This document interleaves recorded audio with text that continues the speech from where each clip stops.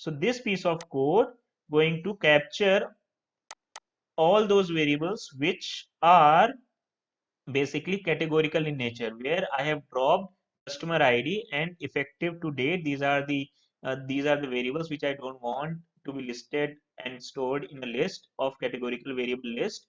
So like customer ID is the unique identifier which I don't want to analyze it, and effective to date is a date variable which I don't want to be analyzed further, right? So I have created a list of all those categorical variable list, and this is the list that you can get it, which constitutes of all the categorical variable in nature, right? So you can get it the result, and then probably again you can see by using the n unique function, you can get how many distinct categories of a specific categorical variable is consisting of.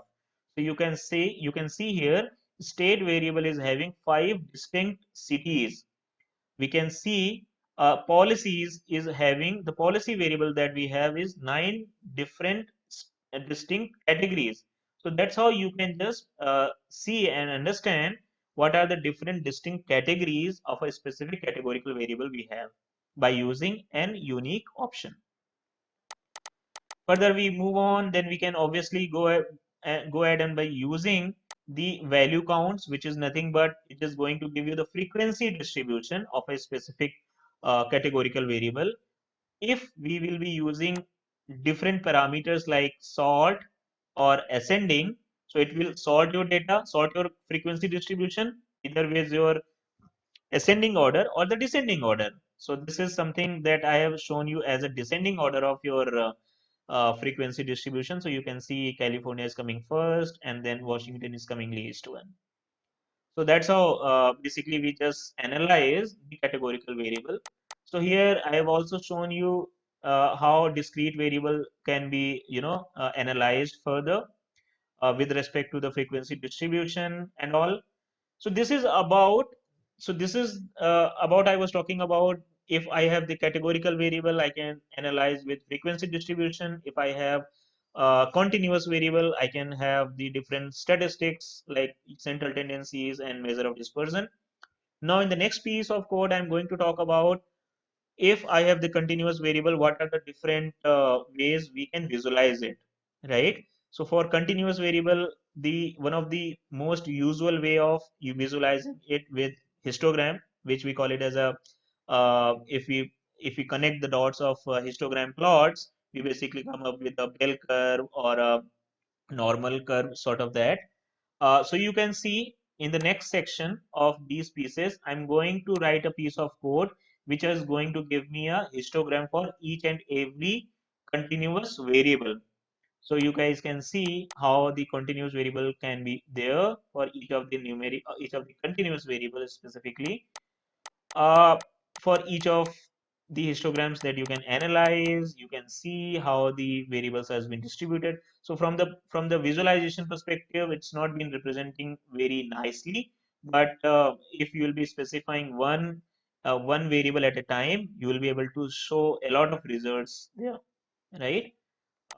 Then again, there are lots of things. So again, here in this piece of code, I have tried to show you the distribution or using the histogram for individual variable.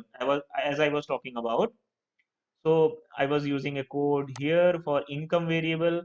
Uh, I was using this piece of code for plotting the histogram of customer lifetime value and etc.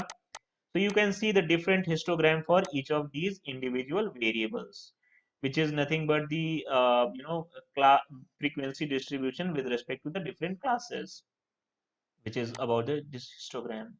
Now, if I talk about the plotting of categorical variables, which I have shown you over the Excel by plotting the bar graph, so you can see here also, like I have just considered all those categorical variable first, and then plotting the bar chart, bar plot for each of these variables. You guys can see by using this piece of code, we can have the bar plot for each of the specific variables or categorical variable to be precise. All right. Now again, this is for coverage categorical variable. This is for marital status. So you guys can see you guys like any person who is with different work is what is the count of that, right? Here at the time of coverage, you guys can see how many members, how many customers are having a basic coverage or extended points or the premium coverage.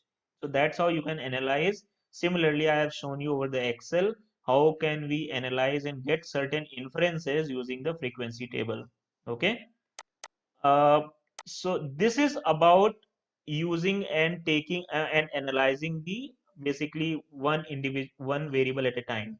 What happens is like whenever we do any sort of data science projects, a lot of times uh, a lot of time we used to do the exploratory data analysis like this, but if so in pandas there is also one of the functionality which is being popularly nowadays is being used, which is nothing but the pandas profiling. So I just wanted to explain about the pandas profiling. This is the function or this is the feature in pandas.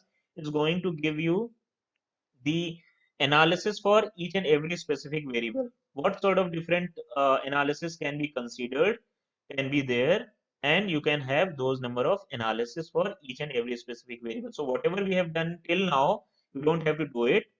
Pandas profiling is just going to give you every results here. So for that, what you have to do is you just have to specify, you just have to install this library, and then probably you need to use a particular data set. You can specify here by using the profile report function, and then you can also save the output file.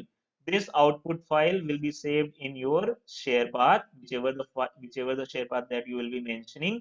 So for this, I have mentioned this output file here. It has been saved up.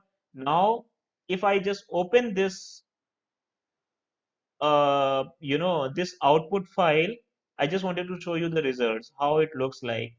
So it will just give you the overview where you can see the different number of variables, different number of observations, and then you can see how many variables are categorical, numerical, and boolean, which is like true and false sort of that. Total size in memory, duplication rows. You can also see like there are no duplicate and all. So that's the way that you can get the basic information, and then you can start getting the bar chart and some of the advanced statistics or in terms of frequency distribution, right?